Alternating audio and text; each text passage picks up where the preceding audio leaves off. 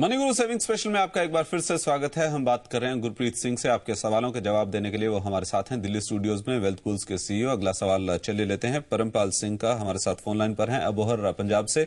स्वागत है परमपाल जी, बताइए आपका सवाल क्या है।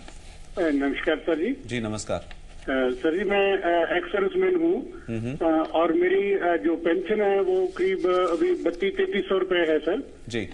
और अभी मैं गवर्नमेंट सर्विस में, पंजाब गवर्नमेंट सर्विस में भी हूँ और वहाँ से भी मेरे को करीब अलाउंसेस डाल के मेरे को 12-13 हजार रुपया तनख्वाह 13 हजार रुपया तनख्वाह मिल रही है जी।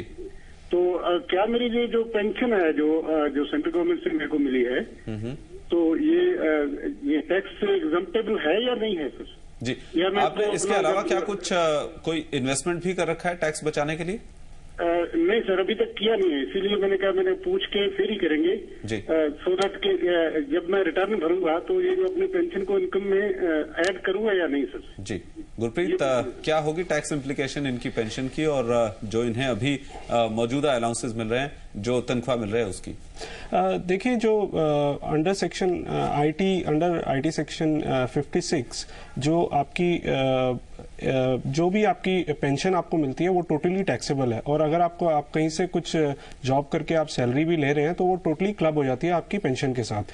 तो ऑल इन ऑल ये पेंशन और सैलरी आप इसको यही मान के चलिए कि वो एक आम आदमी की तरह एक सैलरी के रूप में आप उसे लेके चलिए और वो टोटली क्लब कर दी जाएगी for the purpose of taxation.